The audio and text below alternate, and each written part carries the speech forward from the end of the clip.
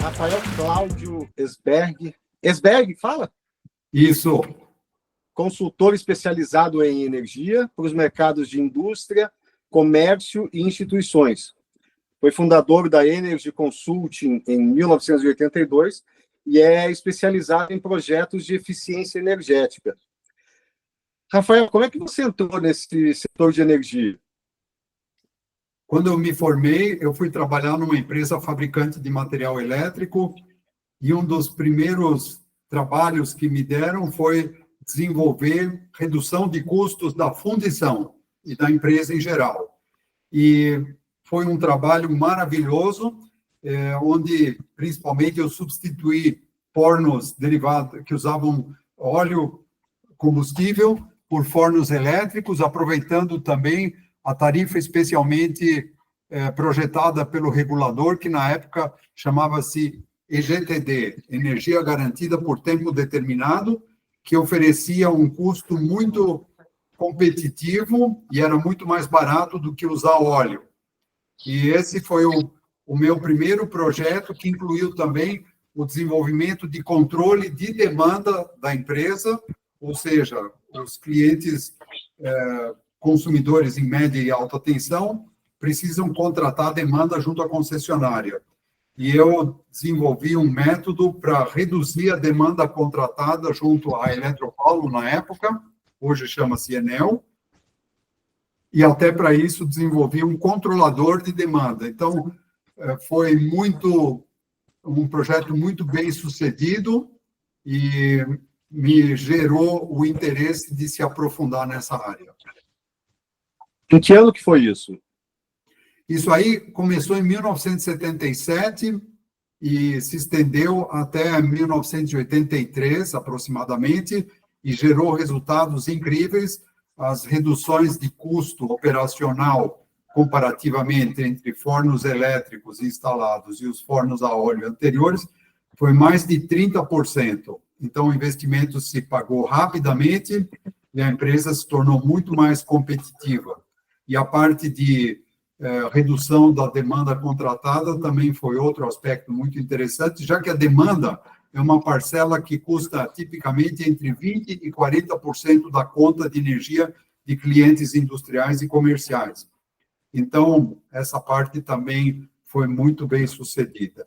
E isso que me estimulou, na verdade, de enveredar pelos caminhos da eficiência energética. Me fala qual que foi o projeto de eficiência energética que teve mais resultado até hoje dentro dessa tua linha do tempo nesse segmento.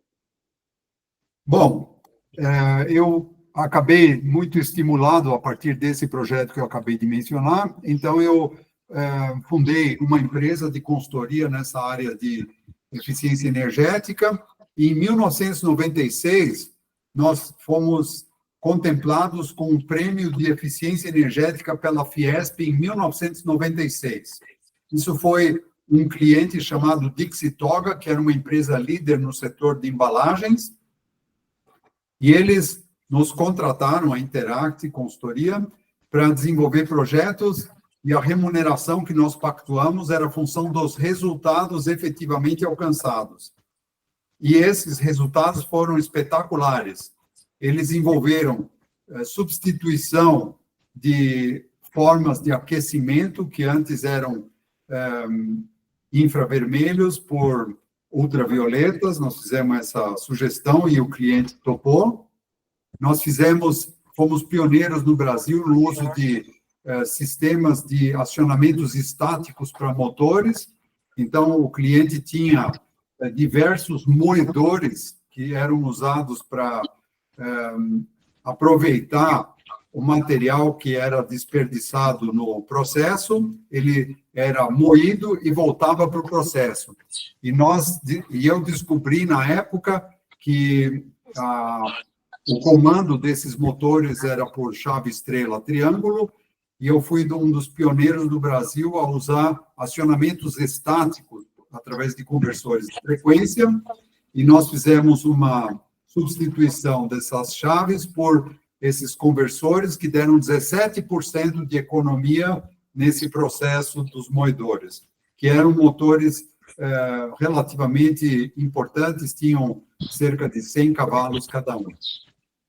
Além disso, nós tratamos de melhorar o sistema de gerenciamento de energia, desenvolvemos redução de custos por eliminação de desperdícios, e esse conjunto de fatores nos levou a receber esse prêmio Fiesp em 1996.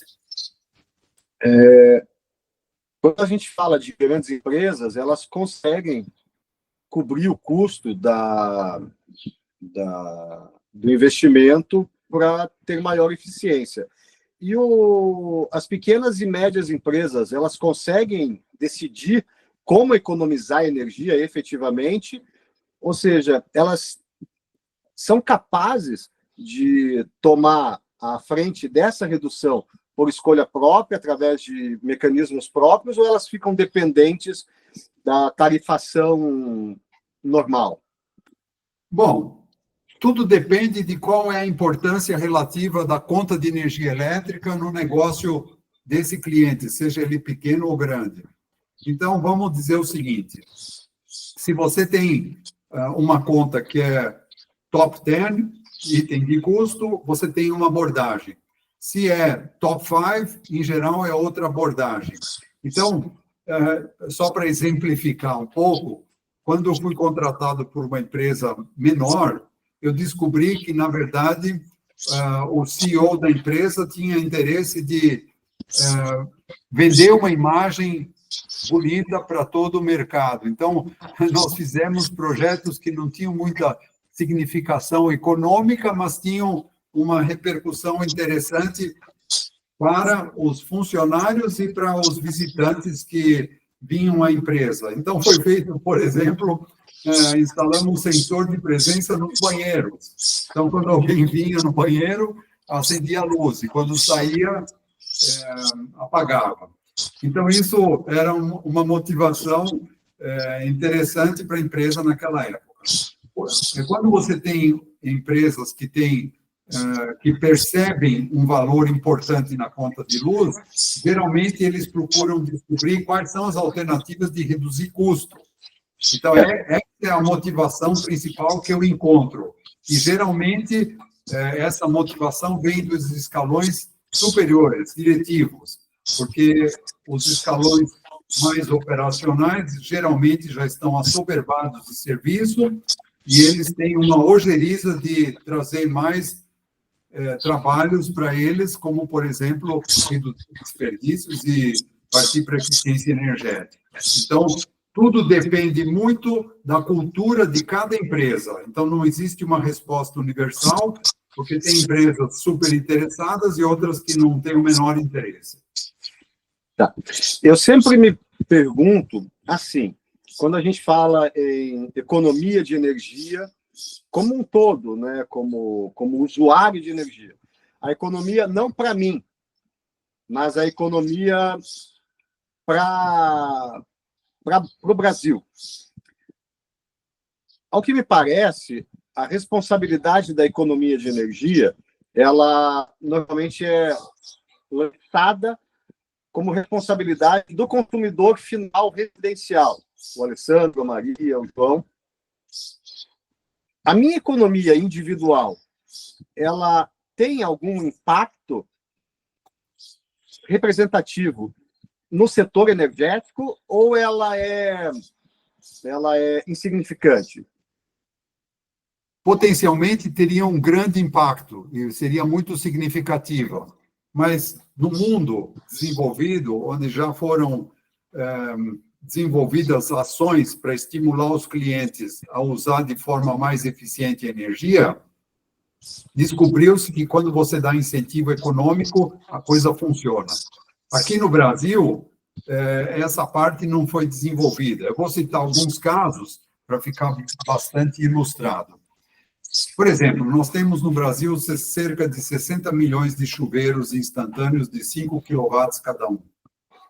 Então, essa é uma carga gigantesca, é a maior carga agregada nacional, com certeza.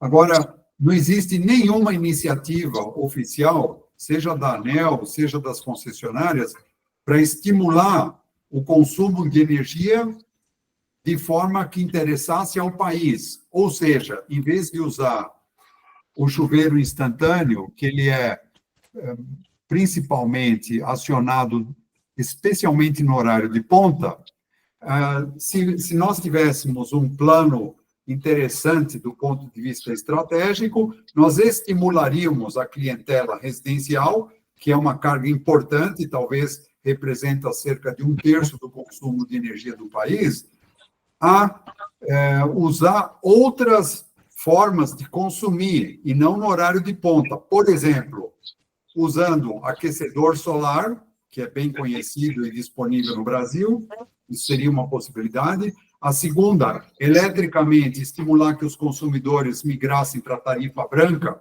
que ela oferece um preço muito mais baixo no horário fora de ponta, então os consumidores automaticamente passariam a usar o chuveiro elétrico nos horários fora de ponta, beneficiando a todos. Ou ainda, usar boilers, como se chama, ou tanques de acumulação, onde você aciona esses tanques de água no horário fora de ponta e disponibiliza a água quente em qualquer horário do dia, trazendo uma economia muito importante para o país, porque os chuveiros elétricos, para citar esse caso, representam uma potência gigante e o Brasil é obrigado a fazer um investimento muito importante para atender uma carga que é usada por poucos minutos por dia. Então, isso vamos chamar assim, é um desperdício. Entendi. Se você tivesse que dar um conselho para os empresários de qualquer setor para reduzirem os seus custos de energia, qual que seria esse conselho? Ou seja, como que eles poderiam reduzir o consumo? Pegando aí um assunto no qual você é expert. Essa pergunta é fundamental e excelente, na verdade. A minha recomendação principal, e de longe, é o cliente ter interesse de fazer perguntas para quem entende. Porque não se trata de alguém chegar lá, um fornecedor de alguma solução, e tentar vender uma solução. Primeiro, trata-se de descobrir para aquele cliente quais são as chamadas condições de contorno. Cada cliente tem as suas exigências, seja para fazer investimentos, seja para fazer o gerenciamento das soluções, seja para desenvolver projetos e seja para gerir os riscos associados. Então, o mais importante, de longe, é o cliente, um diretor, um CEO ou até o conselho da empresa, dela se perguntar quais são as alternativas que eu tenho de reduzir custos. E, a partir dessas descobertas, avaliar, por comparação, essas alternativas e tomar decisões bem informadas. Essa é a minha recomendação, que tem se mostrado muito valiosa. E eu vou te citar alguns casos para ilustrar. Um cliente do setor de um grande grupo empresarial de transformação de plásticos, quando ele me chamou para fazer uma primeira reunião, ele falou, bom, você é consultor de energia, eu quero saber o que eu posso economizar. Eu nem quero que você me entre em detalhes. Tire o coelho da cartola e descubra isso para a gente, e traga soluções, e nós vamos avaliar se isso interessa e como vem para a nossa empresa. E, a partir disso, nós fizemos uma lista de oportunidades que incluiu desde mudanças na forma de contratação de energia, migramos o cliente para o Mercado Livre, e até mesmo desenvolvemos soluções que foram super interessantes para o caso específico desse cliente. Por exemplo, na época, o custo de ponta da energia que esse cliente consumia era muito mais caro do que a despesa variável oferecida por um grupo gerador a diesel. Então, na época, eu sugeri, e o cliente topou com muito gosto, que nós usássemos o grupo gerador disponível naquela unidade, que ficava no sul de Minas, durante o horário de ponta. Então, nós substituímos a concessionária sem fazer investimentos, usando ativos disponíveis no cliente. Então, cada situação de cliente precisa ser identificada e as soluções descobertas. Essa é a recomendação básica. Vou mudar um pouco de assunto e vou partir agora para aquilo que a gente pode chamar de opinião. Tá? Então, a primeira pergunta que eu fiz para vocês, as primeiras foram a respeito do segmento no qual você atua. E agora eu estou perguntando para o Rafael. Rafael, se o Brasil investisse em novas usinas hidrelétricas, tá? Assim como fazem países como a China, por exemplo, que tem foco no crescimento industrial, até hoje a China está consumindo agora, de novo, a maior usina do mundo. Tá? Se a gente juntasse a isso o incentivo à construção de novas PCHs e outras usinas de pequeno porte, na tua opinião, qual seria o ganho de eficiência para o país e como isso poderia ajudar na diminuição dos custos de energia como um todo, tanto para o cliente residencial quanto para o cliente industrial, ou seja, para a nossa cadeia produtiva? Olha, o que interessa para um país, e a China, você tomou um exemplo muito interessante, porque a China apresenta um custo mais baixo do que o Brasil em dólar por quilowatt-hora, de acordo com o ranking dos BRICS. BRICS, eu me refiro ao Brasil, Rússia, Índia, China e África do Sul e Brasil, lógico. Sim. Então, o Brasil está na rabeira do mercado, mas qual é o aspecto importante? Por que o Brasil, tendo a matriz potencialmente mais competitiva do mundo, por que ele é dos mais caros do BRICS? Por que é o lanterninha do BRICS? E a resposta está associada com os custos indiretos. Eu vou chamar de indiretos. Aqui no Brasil, o custo de geração pode ser muito baixo usando hidrelétricas. Ele é baixo, essencialmente. Mas o regulador e nossos poderes constituídos embutem uma lista de custos que todos nós pagamos. Então, vamos supor, se alguém usa por exemplo, deseja fazer uma usina solar no teto da sua casa, ele tem incentivos para fazer isso. Quem que paga os incentivos? Somos nós. E aí que está errado, porque em vez de alocar exatamente para quem é destinado o incentivo, para ele pagar, então tudo isso é rateado sem cerimônias para todo mundo. Então o Brasil tem um custo de subsídios gigantesco, tem um custo de roubo de energia que está entre 10% e 15% de tudo que se produz no Brasil é roubado pelo crime organizado. E se você vai somando, por exemplo, qual é a taxa de impostos que incide sobre a conta de energia elétrica? O Brasil é campeão mundial. Então, se você pegar um cliente típico, ele paga quase 30% por dentro, não por fora, por dentro. Então, ele pega a conta, ela é calculada. Demanda, consumo, tudo direitinho, e essa soma você divide por 0,7, porque tem 30% de impostos grosseiramente embutidos na conta. Então, a questão principal no Brasil é aproveitar as nossas fontes, que são entre as mais baratas do mundo. Você citou a hidrelétrica, é um exemplo clássico de fonte competitiva, mas a gente tem um arcabouço regulatório que é horrível, que ele onera todo mundo, e isso acaba influindo exatamente na conta do brasileiro. E, então, o que tem, lógico, a necessidade de você ser parcimonioso com o gasto da energia, digamos assim. Mas, além disso, se o Brasil quer mudar a sua postura em relação ao mercado internacional e quer ser competitivo, nós teríamos que fazer uma limpeza nesses custos indiretos, e isso mata o brasileiro. É porque o Brasil ele tem o maior potencial hidrelétrico do mundo, né? Aproveitável. Nós somos o terceiro em potencial, mas o primeiro em potencial aproveitável.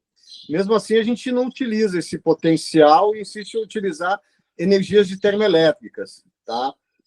Eu queria que você me dissesse, pela tua vivência, de que maneira a utilização de termoelétricas impacta no custo dessa energia. Bom, vamos analisar em dois aspectos, o aspecto técnico e o aspecto financeiro. O aspecto técnico, alguma usina térmica, ela é necessária no Brasil, pois nós estamos escalando na matriz a presença de fontes que não são firmes, como eólica e solar. Então, o que acontece? Alguém está usando energia solar de uma fazenda solar, mas, de repente, fechou o céu e parou de incidir sol, essa usina não exporta mais energia por algum tempo. E o Sistema Integrado Nacional precisa fornecer aquele cliente. Então, ele tem que despachar alguma usina que está disponível no perfil dele. Então, essas usinas, alguma usina térmica precisa ter para dar suporte de backup para o Sistema Integrado Nacional. Mas o que tem sido feito no Brasil ultrapassa muito esse critério que eu acabei de te falar, que é um critério técnico. Então, tem usinas, por exemplo, a usina nuclear de Angra 3, por exemplo, é um jabuti, é caríssimo, e o Brasil teria usinas hidrelétricas muito mais competitivas que poderiam suprir com tranquilidade esse volume de energia que foi supostamente previsto para essa Angra 3. Da mesma forma, recentemente, digo, há alguns anos, foi projetada essa usina térmica no meio da Amazônia. Isso é um absurdo, mas o que acontece, respondendo à sua pergunta, é que no Brasil, infelizmente, a energia elétrica ela é comandada por partidos. Ela não é uma decisão do que é melhor para o país do ponto de vista técnico e financeiro. A seleção das usinas que são, vamos dizer, escolhidas para pertencer ao nosso portfólio não é necessariamente um critério técnico. Então, o que acontece? Na minha imaginação de engenheiro elétrico, que procura o que seria melhor para o país, o setor elétrico deveria promover leilões onde seriam contempladas as melhores ofertas para atender a demanda. E aí, provavelmente, o Brasil seria o número 1 do mundo em hidrelétricas, porque se você tem um potencial elétrico disponível e alguém outro resolve oferecer uma usina térmica, essa usina térmica nunca teria condições de competir no mesmo ambiente de concorrência, porque ela é muito mais cara. Então, as usinas térmicas, elas têm lugar apenas para fazer o backup que eu já mencionei. Mas, para fazer o grosso da produção nacional de energia elétrica, se nós fôssemos mirar principalmente na competitividade, nós abriríamos consultas por leilão e ganha quem tem o melhor preço. E provavelmente quem ganharia, na maior parte das vezes, são as hidrelétricas, porque elas são as mais baratas. Mas então, deve ser um critério técnico e não um critério político para ajudar os amigos, como é o caso do Brasil. Então, a gente pode dizer que a energia, não a energia, né, mas, ou seja, todo o sistema nacional, toda a nossa matriz energética, ela foi estruturada, e ela está estruturada hoje não para atender às necessidades do Brasil, dos consumidores residenciais, dos consumidores industriais, mas para atender as necessidades desses partidos, ou seja, são conchavos, são... E você vê, olha, Alessandro, eu posso citar um caso que para mim foi emblemático. Uma grande multinacional, para quem eu prestei consultoria por muitos anos, decidiu transferir linhas de produção que eles tinham no Brasil para o México e para a Sérvia. E eu perguntei, por quê? E aí eles me deram uma resposta que incluía essa questão até mesmo da energia. Porque o custo do Brasil, ele se tornou não competitivo para muitas atividades. Então, você viu uma debandada de empresas do Brasil que não fizeram muito alarido, porque isso não é politicamente interessante para elas. Então, o que eles fizeram? Eles continuam a produzir o que o mercado brasileiro precisa, como, por exemplo, essas linhas de produção que foram despachadas para o México e para a Sérvia, eles continuam atendendo o Brasil, só que importando o produto desses países. Isso, até mesmo uma outra empresa para quem eu prestei consultoria, decidiu construir uma unidade no Paraguai, porque ele descobriu que é muito mais barato o custo operacional dessa unidade no Paraguai do que no Brasil, por conta de impostos e por conta de energia.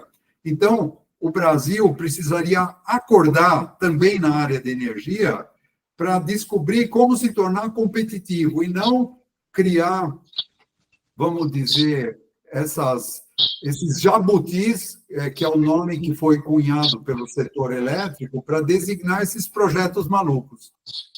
Eu estava no carro esses dias e estava rolando uma discussão com apresentadores da Jovem Pan, tá? E eles diziam assim, em coro, que horário de verão não serve para nada, né? Eles diziam assim, não, só serve para acordar a gente mais cedo. E longe de entrar nesse pensamento comum, né?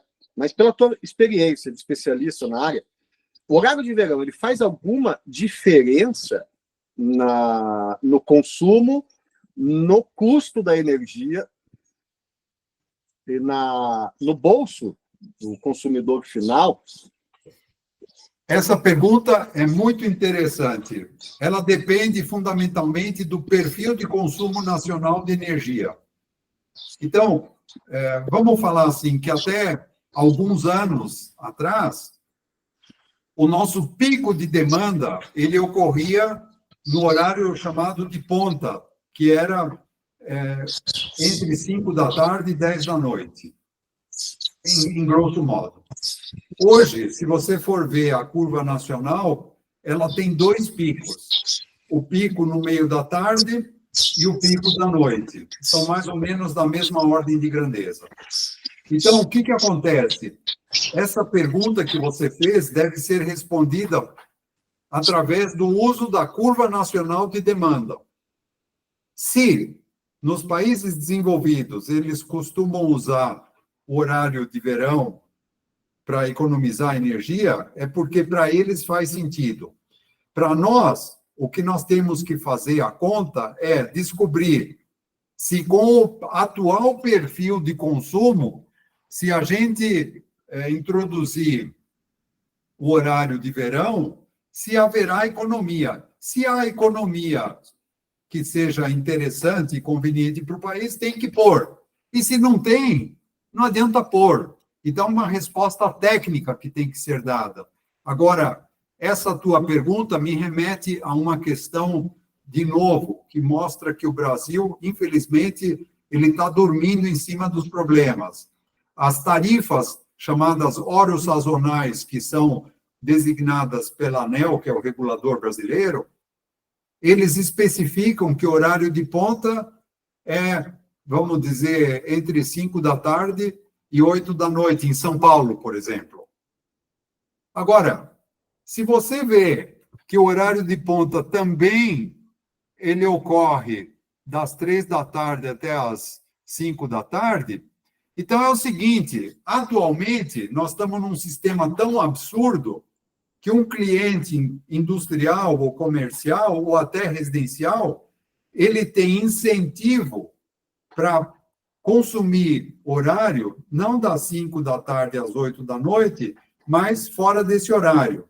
Acontece que se ele usar esse horário da tarde para transferir esse consumo, ele está onerando o horário que efetivamente é de ponta na prática. Então, nós estamos completamente defasados por falta de competência do nosso regulador de estabelecer com realidade o que é horário de ponta e o que é horário fora de ponta. O Brasil mudou, a regulação não mudou, e nós estamos usando tarifas erradas. E isso onera o custo, porque se a gente estimula que uma indústria use energia no horário que convencionalmente se chamou fora de ponta, mas se tornou de ponta, vai sair mais caro para todo mundo. Então, o Brasil precisa acordar para esse assunto. Essa questão do horário de verão não é uma questão política, é uma questão essencialmente técnica que tem que ser resolvida. Voltando um pouco sobre o que a gente tinha falado ali atrás da decisão política na formatação da nossa matriz energética, eu ouvi recentemente um outro especialista na área, um engenheiro elétrico, o Ivo Pugnalone, não sei se você o conhece, onde ele sugeriu que o Brasil tivesse uma Conferência Nacional de Energia, assim como existe a Conferência Nacional da Saúde, assim como existe a Conferência Nacional da Educação, e que o Brasil, por não ter essa conferência nacional, ele não faz com que esse assunto passe pelo conhecimento da população em geral. Porque eu mesmo, antes de me aprofundar nesse assunto, era completamente ignorante em relação a como se estabelece os critérios e os custos para precificação da energia e como é o impacto dela. E eu não tinha noção do impacto que ela traz, não só no bolso do consumidor final, mas em todo o país. Eu me tornei até meio que chato, né? Porque eu falo nisso constantemente. Você acha que seria uma solução viável trazer essa discussão para a sociedade, para que ela pudesse opinar, e também de acordo com a localização? A gente vive num país de proporções continentais, e aquilo que é bom ou ideal no Rio Grande do Sul, por exemplo, pode não ser bom e ideal no Nordeste, né? Você acha que isso traria algum benefício? Eu acho sempre interessante ter ambientes de discussão. Agora, o que eu acho que seria fundamental para ajudar os clientes do Brasil, e eu digo clientes dos consumidores de energia, sejam eles residenciais, comerciais, industriais, institucionais, seria ter concorrência, é o que nós não temos no Brasil. Então, por exemplo, no fim da década do século passado, nós fizemos a privatização que focou muito nas distribuidoras de energia.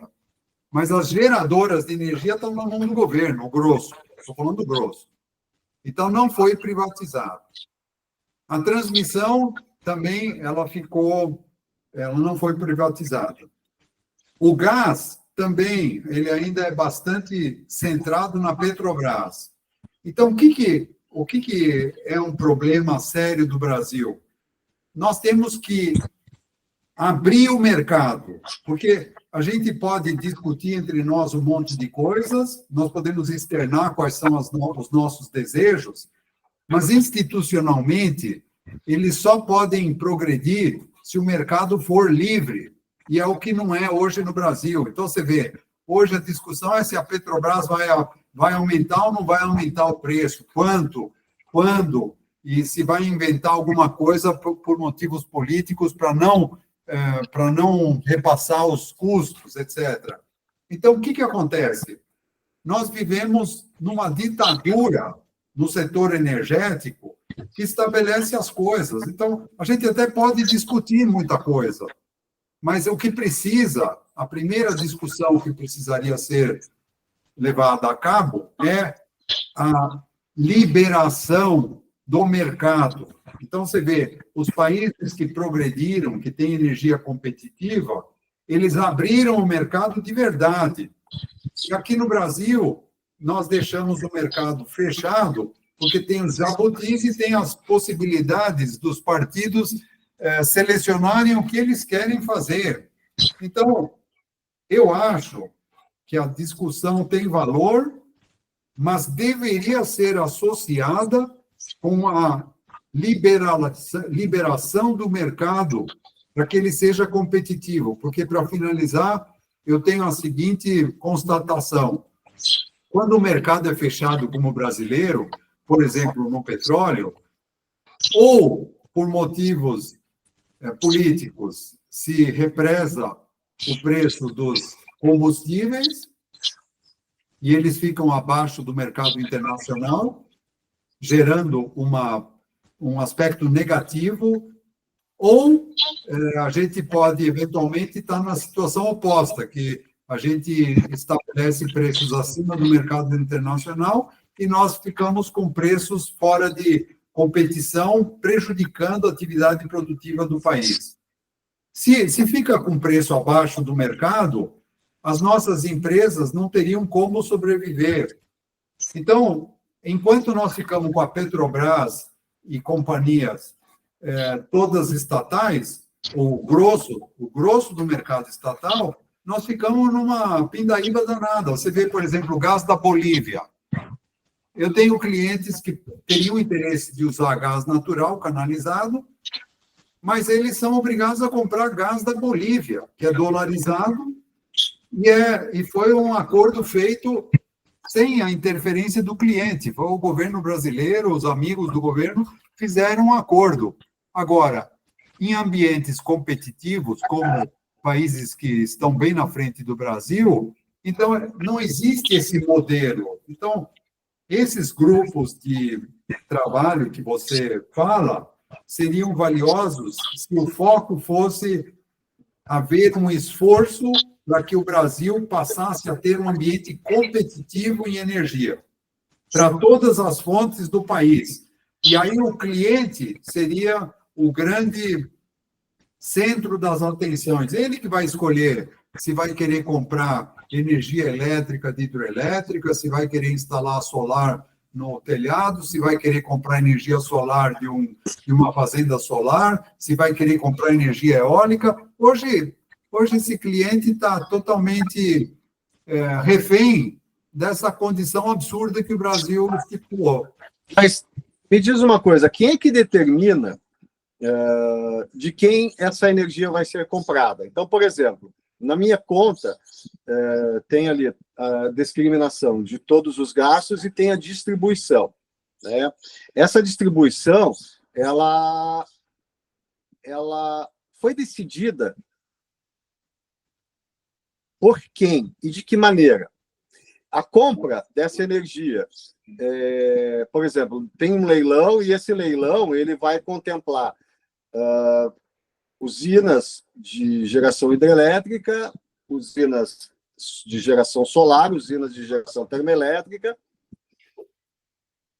Como é que é o critério para decisão de que fonte será feita essa compra? Bom, um cliente grande eu digo que pode acessar o Mercado Livre, por exemplo, ele compra de uma comercializadora e vê o melhor preço. Então, esse ambiente já está um pouco mais competitivo. Mas, se você olhar a conta expedida pela concessionária e pela comercializadora de um cliente livre, você vai ver os itens que compõem essa conta. Então, tem lá, vamos supor que ele seja consumidor livre, então ele paga uma nota fiscal para a comercializadora que ele contratou, e essa comercializadora tem lá uma geração, seja ela qual for, e aí ele paga uma outra fatura para a distribuidora local, que faz o acesso físico para a empresa dele. Se você olhar essa conta da distribuidora, você vai ver que tem lá um monte de itens. Tem a parcela do fio, que tem uma parcela de demanda e uma parcela de consumo, e tem a parcela de impostos. Então, o que acontece? Todos os itens que compõem a energia brasileira, todos os subsídios, os roubos, tudo que você queira imaginar, os jabutis, eles acabam sendo cobrados do cliente nesses itens que a concessionária cobra regularmente dos seus clientes. Então, você não escolhe nada disso, você é obrigado a pagar, você só tem uma opção para fazer, vou pagar ou não. Se você pagar, você continua recebendo energia, se você não pagar, você não recebe. Então, na realidade, no Brasil, por ser um sistema fechado, você não tem essas alternativas. Então, você é obrigado... O roubo, por exemplo, não existe hoje um incentivo para uma distribuidora exercer esforços para reduzir o roubo, porque isso tudo é rateado por todo mundo.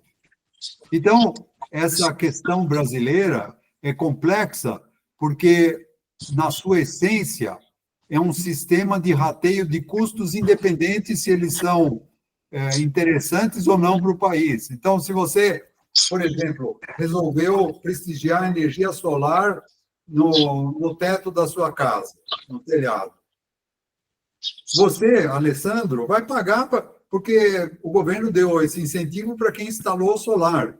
Se você instalou solar ou não, você vai pagar. Esse que eu acho um erro estratégico do nosso sistema. Então, o Brasil teria alternativas muito mais competitivas do que a energia solar, por exemplo, a partir de hidrelétricas, mas isso não é discutido. Isso aí foi feito porque o regulador resolveu apresentar essa sugestão, isso foi aprovado em todas as instâncias que existem do setor elétrico e virou lei. É tão simples como isso. Agora, é o melhor? De longe não é. Mas você vê, a energia solar, ela tem 20% de eficiência. Para cada quilowatt que você instala no teu telhado ou na sua fazenda, ela oferece 20% de energia, porque tem a noite inteira, e tem de manhã cedo, que tem pouco sol, e tem a tardezinha, que tem pouco sol. Então, quando você compõe tudo isso, e compara com uma usina hidrelétrica, que tem um fator de carga de 50% a 70%, é uma diferença brutal. Agora, Alessandro, você não foi perguntado se você prefere pagar uma usina que é caríssima e compartilhar o subsídio entre todos os brasileiros, ou se você gostaria de contratar energia de uma usina mais competitiva. Isso aí não... Então, o que está errado é o nosso sistema, é a forma como o regulador está estabelecido, é a forma como a lei está estabelecida. Então, os amigos do poder resolvem o que eles querem, passam as leis, e depois nós temos que pagar. E nós somos os mais caros entre os BRICS, por causa disso. Eu não estou inventando nada. Eu sei, eu tenho certeza que não. É uma discussão que, quando a gente leva para fora, eu acho que do setor, né, energético, as pessoas ficam boquiabertas. Eu converso com amigos de todo tipo de gente. Tem o empresário, tem o advogado, tem o dono de um restaurante, tem o dono de uma loja de celulares, tem o industrial, o dono de uma fábrica de insumos para a indústria. E quando a gente começa a falar, olha, a matriz energética ela é composta por essas fontes. Essa fonte ela tem uma um custo X e uma eficiência Y. Essa outra fonte tem um custo X e uma eficiência Y ao quadrado. Eles ficam de cara.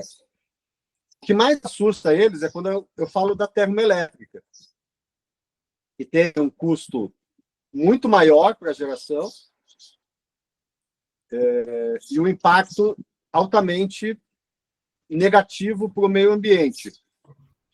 Então, assim, a gente sabe disso, a gente sabe que a solução para o custo de energia no Brasil, ela passa pela implantação ou de novas hidrelétricas, grandes hidrelétricas, ou a facilitação para a implementação de pequenas hidrelétricas.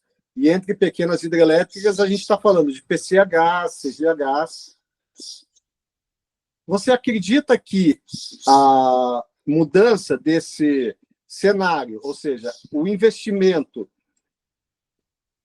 particular na criação de novas usinas de pequeno porte traria benefício para o setor, ou seja, essa energia gerada através dessas pequenas hidrelétricas injetadas no SNI trariam que tipo de benefício para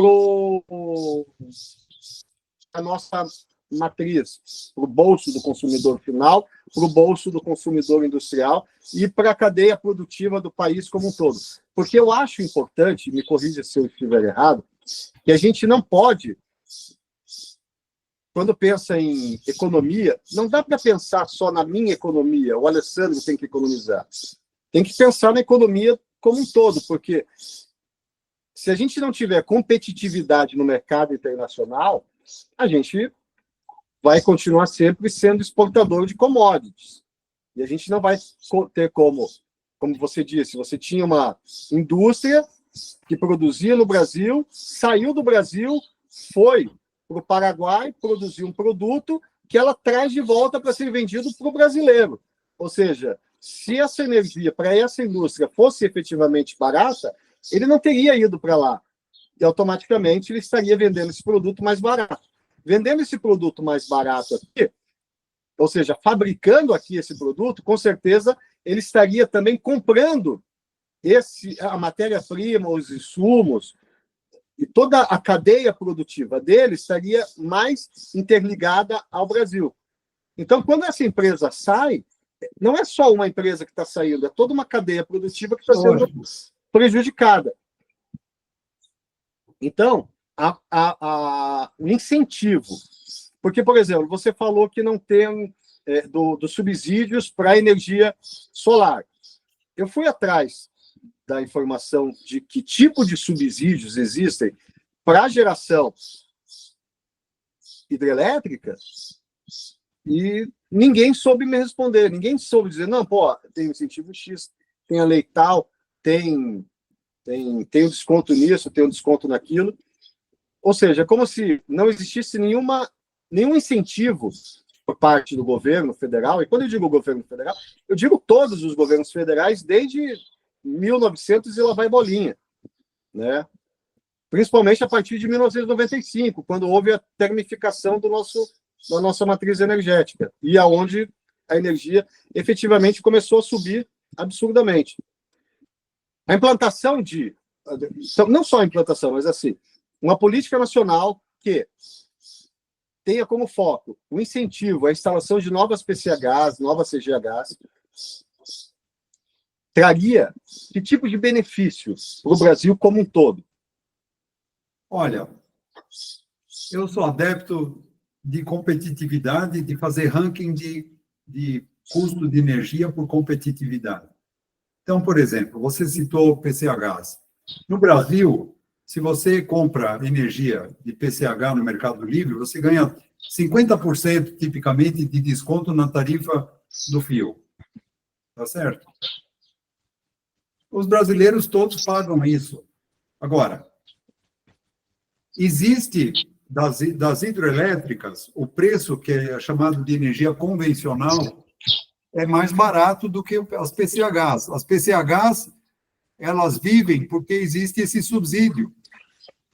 Então, eu sou adepto de uma liberalização do mercado e extirpar esses subsídios, porque esses subsídios não são pagos por quem desenvolve o projeto, mas é pago por todos os outros.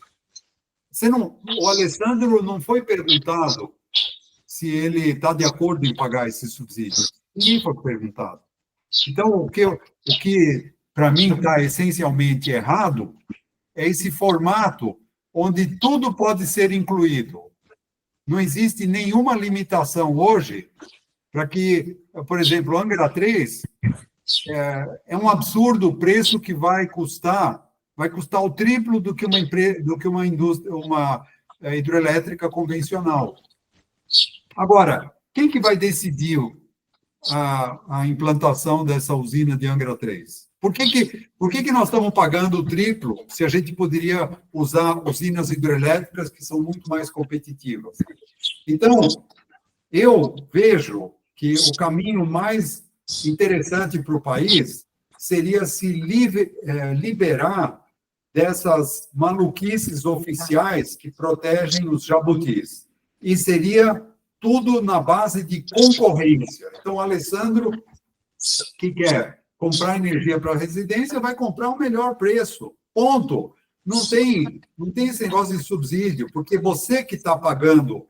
É muito bonito falar subsídio para energia solar, ou subsídio para energia eólica, ou subsídio para energia de PCH. É tudo muito bonito.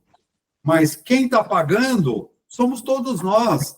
Não é que veio de uma outra conta que resolveu ser usada para pagar isso. Somos nós.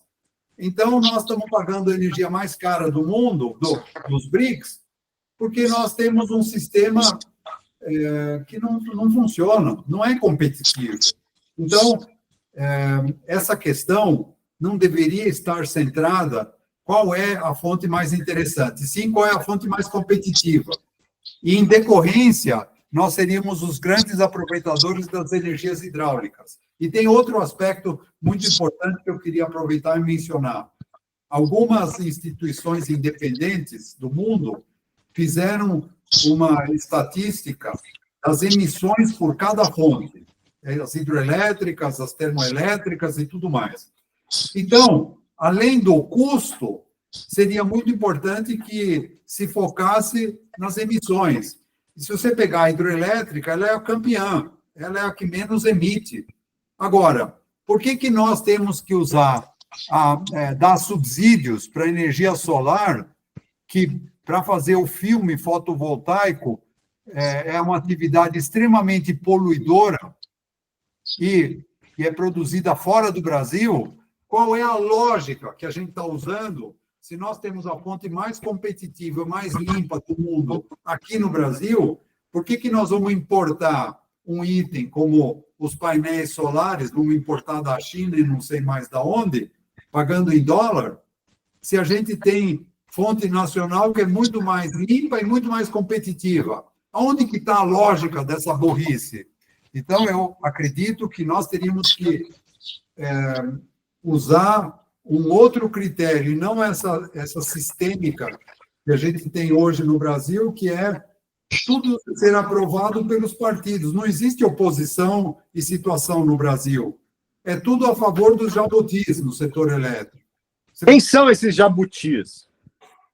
São usinas malucas, por exemplo. Então, você pega... Por que está fazendo o Angra 3? Vê lá quantos bilhões vão ser perdidos. E é um jabutizão. Por quê? Aonde que está? Quem que decide isso? E eu acho que esse é um problema seríssimo e que coloca em dúvida a honestidade do setor elétrico.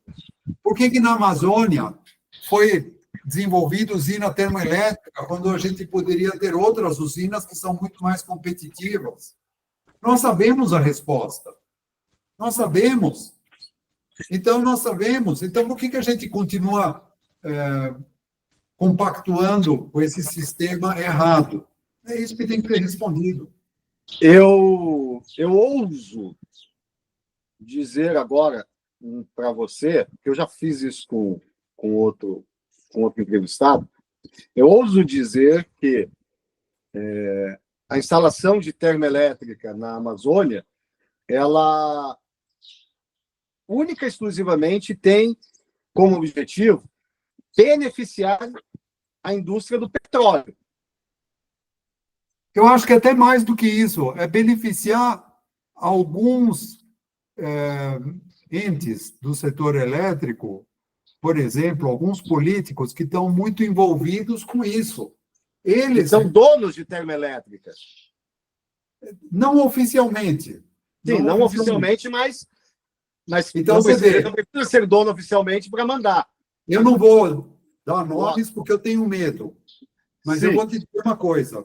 Para quem é do setor elétrico, sabe muito bem quem são os políticos que estão atrás desses projetos jabutis.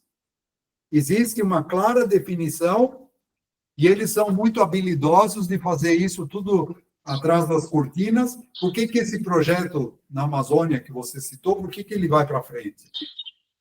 Porque tem é todo um sistema, não é só a indústria do petróleo, não é isso. É também os investidores, os amigos do poder, que todos eles ganham com esses projetos que são superfaturados. Então, você vê por que um projeto de Angra 3, que já está lá décadas, consumindo dinheiro e nunca chegou até o fim, como é que isso é possível? Será que ninguém é responsável por isso? O Brasil não tem condições de fazer acontecer?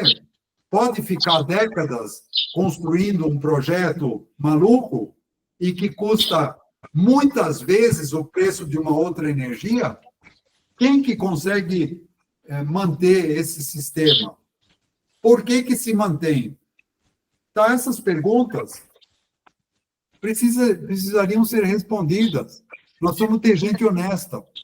Deixa eu te perguntar uma coisa. 1900 não, minto. 2008, 2009, 2010, construção da usina de Belo Monte. Na internet, nas redes sociais, na televisão, no YouTube, a gente via muito ator global, muita ONG fazendo campanhas para pedir a cessação da construção da usina de Belo Monte, porque ela ia destruir, ela ia impactar, blá, blá, blá, blá, blá. Isso em 2008, ou seja, o alcance das redes sociais era... E o poder delas como influenciador da decisão era muito pequeno. Essa usina termoelétrica na Amazônia... Não, Belo Monte era hidrelétrica. Sim, a Belo Monte é hidrelétrica. Eu estou falando, essa usina termoelétrica que você citou, que foi construída na Amazônia e que tem por trás dela interesses que são tão sensíveis que não se fala sobre isso. Onde é que estavam essas ONGs? Aonde estavam esses atores globais que não trouxeram a luz do conhecimento, não fizeram esse escarcéu, não fizeram nenhum escândalo para falar: Brasil, estão construindo uma termoelétrica na Amazônia, no pulmão do Brasil, no pulmão do mundo. Por que não foi falado sobre isso? Eu não vi. Por causa da minha profissão, eu passo o dia inteiro na rede social, na internet. Bom, eu acho que nós temos que olhar com a realidade. Existem grupos poderosíssimos que têm a primazia de fazer essas coisas. E eles vão te dizer, se você entrevistar um deles, você vai falar: foi feito todo o procedimento legal.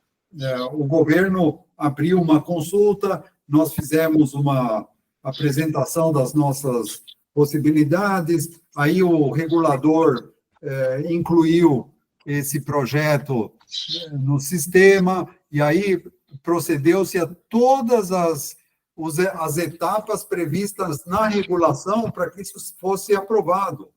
Então, se você fosse um advogado, você vai ver que tudo foi cumprido à risca no setor elétrico, porque o ambiente jurídico foi cumprido à risca. Agora, a pergunta não é se a gente cumpriu rigorosamente à risca o procedimento jurídico. A pergunta é como e por que se coloca no procedimento tudo legalizado uma coisa absurda. Por quê? Porque tem interesses muito grandes que prevalecem no Brasil. E, por isso, por ser um ambiente fechado, na minha opinião, a minha sugestão seria ao contrário. Precisa fazer energia na Amazônia? Precisa. Então, quais são as alternativas? Põe na concorrência. A avaliação será por dois aspectos.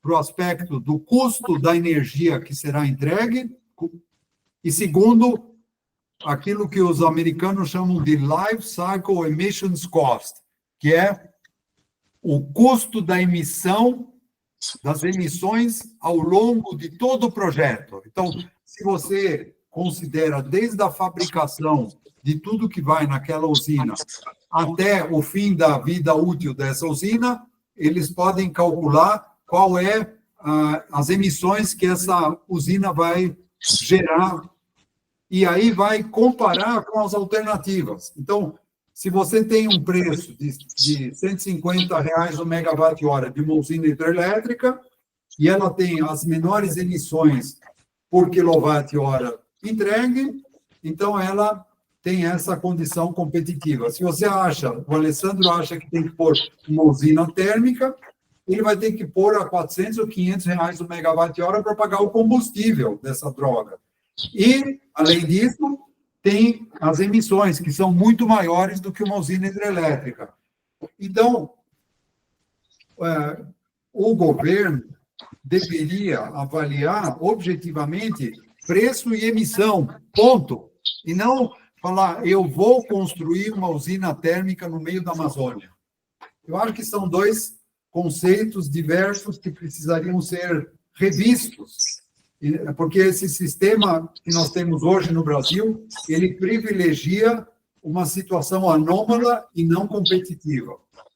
Nós vamos continuar perdendo, nós não temos condição de competir no mercado do jeito que está estruturado.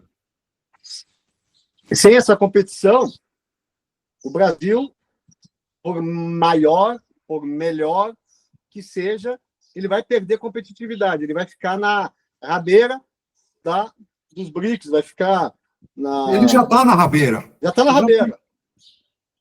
Já está na rabeira. Mas isso não incomoda. Se você olhar o que aconteceu com o PIB industrial Brasil em 2 ou 3 décadas, você vai ver que o Brasil caiu muito o PIB industrial e subiu o agronegócio. O agronegócio ganha porque nós temos um clima favorável no Brasil, melhor do que nos outros países. Nós temos, sei lá, mais colheitas por ano do que num país, nos Estados Unidos ou em algum país que neva. Então, vamos dizer, não dependemos o agronegócio não depende tanto de energia. Então, nós estamos indo bem no agronegócio. Mas nos produtos industrializados, o Brasil está descendo a ladeira, ele não está subindo. Então, é de arrancar os cabelos, não é? Porque se você olhar, não sei se você observou, o nosso Congresso autorizou uma mudança na reforma tributária. Nós temos a maior IVA do mundo, Imposto de Valor Agregado, 28%. É o maior do mundo. Como é que você quer competir? Então, o certo seria o Brasil reduzir o custo da máquina pública para se tornar mais competitivo. Mas como é que nós fazemos? Nós mantemos a farra do setor público onerando os impostos. Então, todos os brasileiros pagam. E o preço que nós pagamos é a falta de competitividade. Então, nós não temos mais indústria. Você vê, a Ford foi embora. E o que a maioria do povo falou? Porque eles não são competentes. Tá bom, pode dizer isso. Agora, no mundo inteiro, eles estão ativos. Então, eles continuam vendendo carros, mas não produzem mais no Brasil. Porque não é viável. Não é viável. É isso que está acontecendo. Rafael, eu vou fazer uma pergunta aqui e vou te dar um tempo para responder, tá? Mas se você quiser responder rapidinho. Se hoje você fosse responsável por projetar o setor energético brasileiro para daqui a 10 anos, como é que seria esse setor energético? Ou seja, o que você privilegiaria em fontes? Como é que você construiria esse setor para que a gente transformasse o Brasil, primeiro, num país competitivo industrialmente, tanto na indústria quanto na tecnologia, né? Por exemplo, a gente viu aí, quer dizer, a gente já sabia, né? Mas veio à tona a discussão da eficiência das IAs, como, por exemplo, o ChatGPT, a DeepSeek, e o consumo de energia dessas inteligências artificiais. Sim. A gente caminha para um futuro onde as IAs, a tecnologia, ela vai passar a consumir muito mais energia do que existe, do que está disponível hoje. Se você fosse projetar o setor energético para suprir essa necessidade que a gente terá daqui a 10 anos, como é que seria? É muito interessante essa sua pergunta. Eu usaria o critério que no mundo se fala low hanging fruit, quer dizer, a fruta que está mais baixo. Você tentaria pegar a fruta que está bem madura, que está bem ao seu alcance para pegar. Então, eu daria as seguintes prioridades. Montaria uma equipe para reduzir significativamente o roubo de energia, que representa de 10% a 15%. Então, eu focaria primeiro nisso. Segundo, eu revisaria essa questão dos jabutis para privilegiar usinas competitivas. Daqui para frente, em vez de fazer esses projetos malucos, eu faria projetos com mérito de custo por comparação com as alternativas de mercado. Eu olharia muito de perto a questão tributária.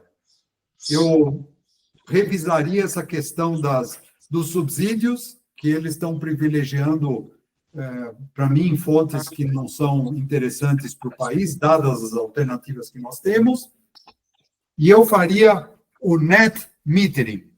Net metering é o cliente que usa, por exemplo, solar, ele tem um medidor que a distribuidora instala, que ele é capaz de medir o que o cliente consome e o que ele exporta. E, em vez de exportar a um preço fixo, que é estabelecido pela regulação de forma discricionária pelo regulador, eu faria preço de mercado baseado no PLD, que é o Spot Market da energia elétrica. Então, se você tem uma exportação de energia, você recebe o preço spot. Mesma coisa como se você for uma indústria e tiver consumindo menos do que você contratou, você vende essa diferença ao preço do spot. Então, eu daria uma conotação de competitividade. Essa seria a palavra-chave. Olhar menos o que eu gostaria de fazer e estimular que o mercado trouxesse soluções competitivas, porque o mercado existe para isso. Rafael, eu quero agradecer você aceitar fazer essa entrevista comigo. Você é o meu segundo entrevistado e gostei muito, aprendi mais coisas aí. Espero que você aceite o próximo convite. Tá bom? Vamos nos manter em contato. Eu que agradeço e eu estou à disposição, viu, Alessandro? Tá bom, então. Muito obrigado e